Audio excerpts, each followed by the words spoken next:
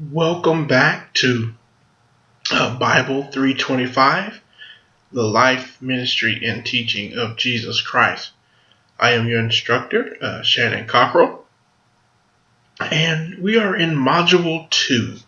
Module 2, the life in the times of Christ. And this video lecture, we're going to look at the religious groups of Jesus' day. So if you want to go ahead and pause the video, download those notes that we have for you, and we're just going to go through and look at what were the religious groups like in the days of Jesus Christ. The first group we encounter is a group that, if you've been in church for a few years, you have heard of these people. They are called the Pharisees. Now, the Pharisees, the name means separate or separated ones. They believed that they were above and beyond the common people.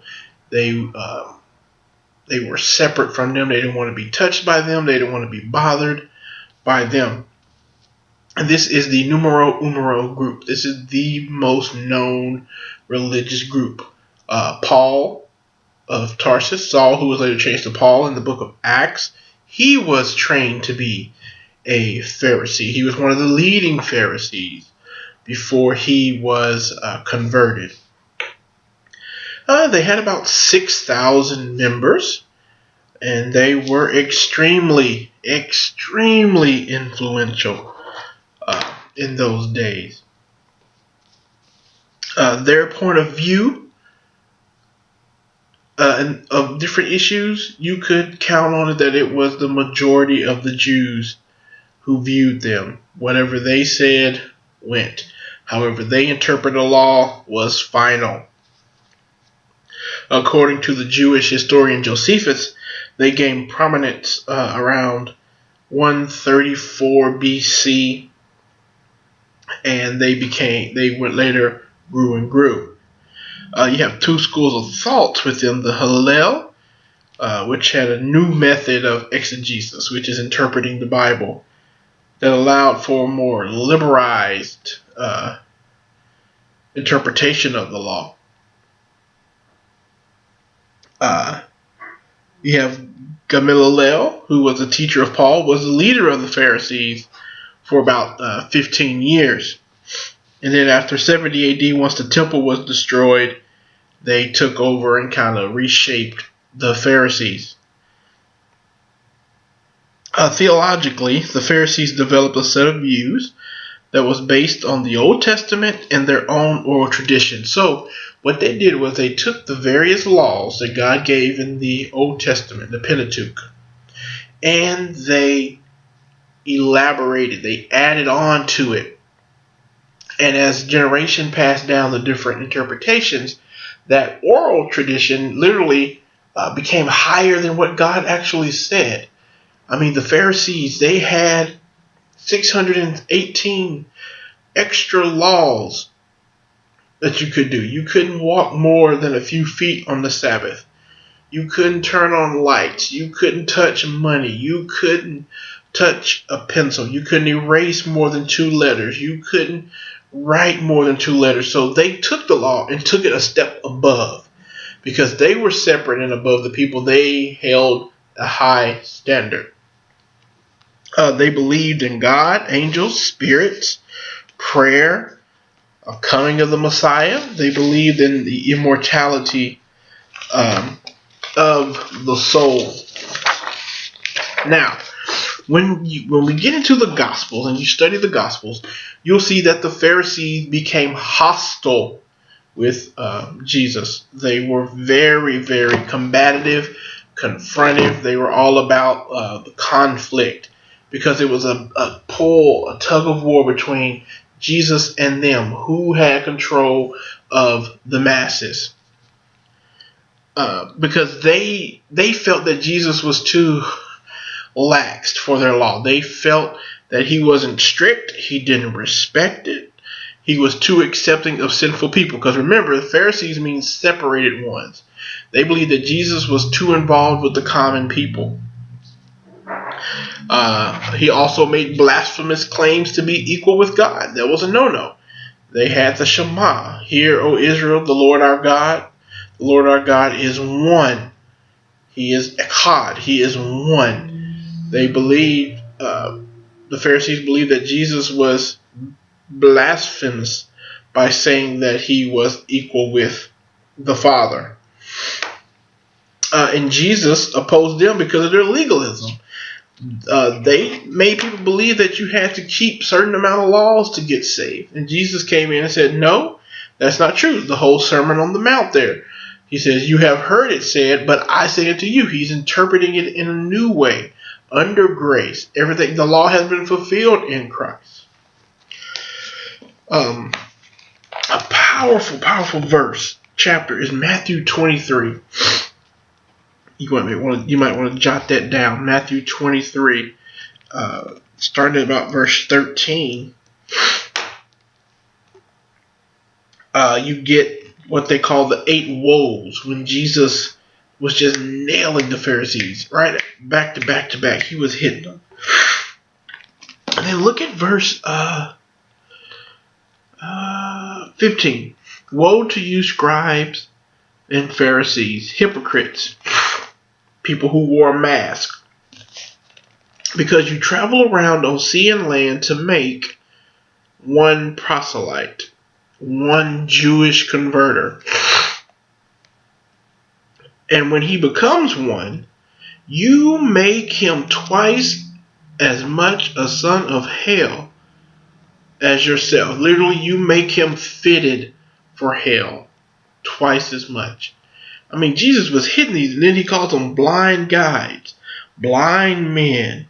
He says in verse 27, woe to you, scribes and Pharisees, hypocrites, for you are like whitewashed tombs.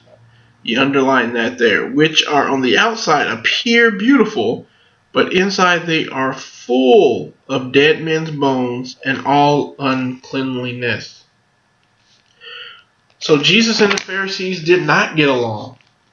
Over and over again in the Gospels, especially the Gospel of John, you will see John notes that something happened on the Sabbath and how the Pharisees got angry with Jesus. They tried to stone him on multiple occasions because he did things on the Sabbath. They felt that he wasn't respecting their law. They felt that he was blasphemous. He was a Sabbath breaker. All of this, especially in the book of John, you can see how Jesus and the Pharisees were butting heads. And then you come to the second most famous group, the Sadducees. They really faded out after 70 AD when the Roman Emperor Titus came and conquered the temple. So the Sadducees kind of just faded away.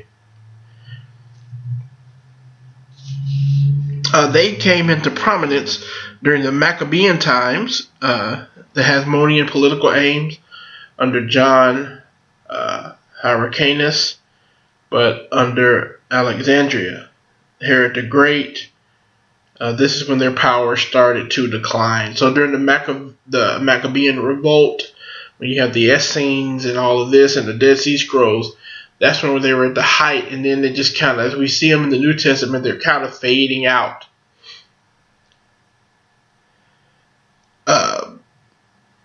They played a big role in the Sanhedrin, which was the Jewish council, 72 members there, and the priesthood until the Jewish revolt in AD 60. And so kind of after 70, you kind of really don't see the Sadducees anymore. Basically, the Sadducees were a priestly aristocracy that made their way to power because they were connected to the high priest and his family and to the rich family. So that's kind of how they rose into power. Theologically, the Sadducees basically rejected everything the Pharisees believed in. The most pious Jews, they rejected that. They didn't believe in angels. They didn't believe in spirits. They didn't believe in the last judgment. They didn't believe in life after death. They didn't believe in God's working behind the scenes, His providence. Or they didn't even believe in a coming Messiah. They didn't believe in a resurrection. That's why they were sad, you see. That's a bad joke. But the Sadducees basically were total opposites of the Pharisees. So you'll want to kind of take note of that for the quiz and for the test. The Sadducees were also out to discredit Jesus, and they did this by attacking His belief in the resurrection. And that's in Matthew 22, verse 23. And their opposition to Jesus, because Jesus was coming to take their spot, and they felt threatened. So they did not like Jesus. Then you go into the Essenes. Now this is a quiet bunch. We really don't know much about them. They were about 4,000 in number. So when we take all the different sources together, the term Essene means the pious. The pious. And this describes a spectrum of views that fall under the same heading. So they didn't have, this wasn't a movement. They just had different lifestyles. So the Essenes appear to have arisen sometime after the Maccabean revolt in 160 AD. And they were just about east of Jerusalem toward the Dead Sea. So what happens is, in this revolt, they barricaded themselves in, and they fell. Rome came and attacked. They fell, and their documents were hidden in caves near their community. And that's when a little boy was throwing rocks in a cave, and he heard a ping, something shatter, and he went in there, and he had found all these Dead Sea Scrolls that the Essenes had hidden. The Essenes at Qumran were strict. They were highly disciplined community. They lived together. They had everything in common. What was mine was yours. What was yours was mine. We shared it in a community pot. They were very rigid in aesthetic principles. Everything was, don't add flavor to this. Don't do that. Don't do that. They were just basic. But one thing that's important to remember about the Essenes is they devoted their lives to the study of Scripture, the copying of their own documents, prayer, and frequent washings of rituals.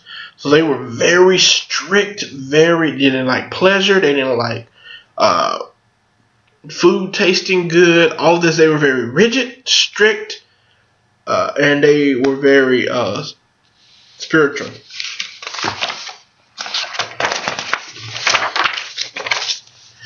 Theologically, they were strict predestinarians, which means they believed that people were predestined by God.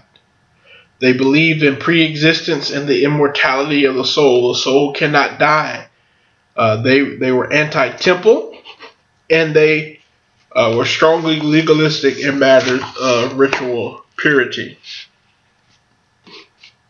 They considered themselves the righteous remnant.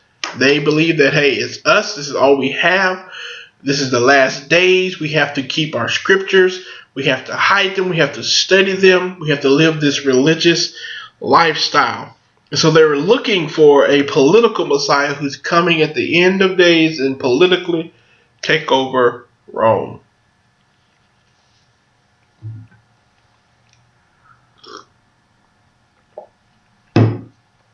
And then you have the Zealots.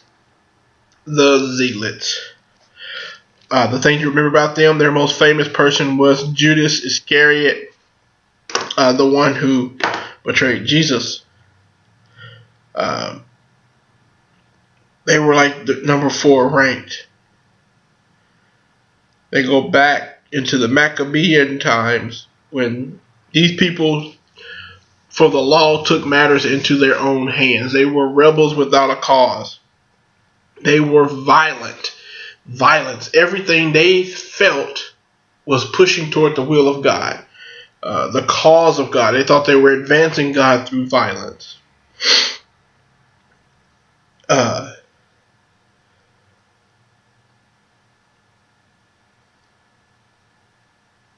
They lived for fear, to strike fear into people. They were high-minded. They believed that Israel was infected with doctrine. And so they were very violent. They burned things with fire just to get their point across. They considered themselves to be patriots. But literally what the zealots were is what we would call today terrorists. They thought that they could take matters into their own hands, and by violence they actually believed that they were doing the will of God. So the other groups, some small groups that we have the Herodians. They're mentioned 3 times in the gospel. They were more of a political party than a religious group. And these groups just kind of were there. They were just in the background. The Herodians, they joined forces with the Pharisees in trying to get away with Jesus, and they wanted to remain loyal to Herod's son, which was Antipas. So, they were not well known, but they just kind of hung out with the Pharisees, and they resisted Jesus. They were a political party. There's not much mentioned about them in the Gospels. Then you have the Amha-Arets, the people of the land, or the common people. That's what you want to know about that term. The term means common, everyday, plain people. People of the land, people of the earth. This was the largest group in size, but they didn't represent anything politically influential. There are no specific groups people didn't belong in. They just kind of lived their lives day to day, following the will of God to the best of their ability. They were just the majority. Their views were closest to that of the Pharisees, but they were despised by the Pharisees because they believed that they didn't know anything about the law. They were common people. They were plain.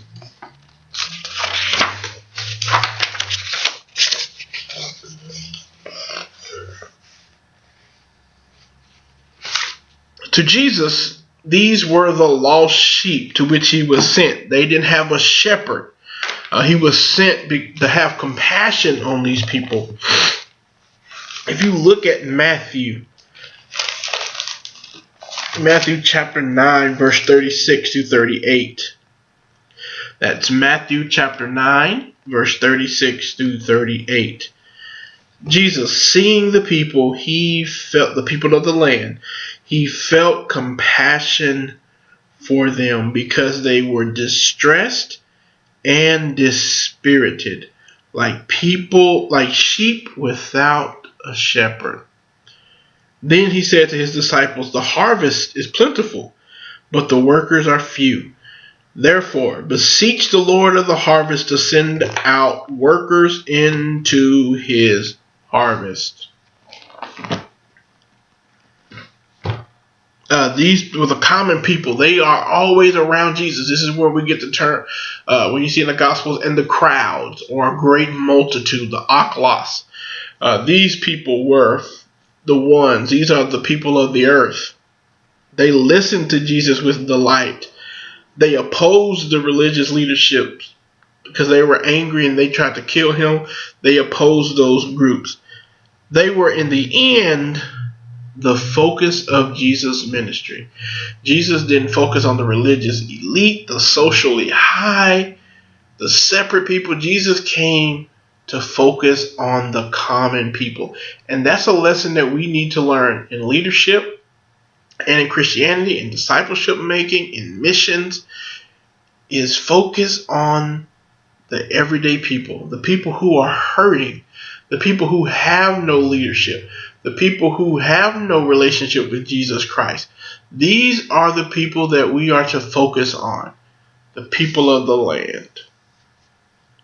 And then you have these Samaritans. These were the absolute scum of the earth in the eyes of the Jews. They were half-breeds. They wanted nothing. It was mutual hatred equally on both sides. Jews hated the Pharisees. Jews hated the Samaritans. The Samaritans hated the Jews. The Jews, even in their religious books, the Midrash, they considered Samaritans fodder for hell. Basically, they said they're nothing good, just to be thrown into the fire. So the Pharisees, the Samaritans, it was destroyed in 722 when Assyria took over.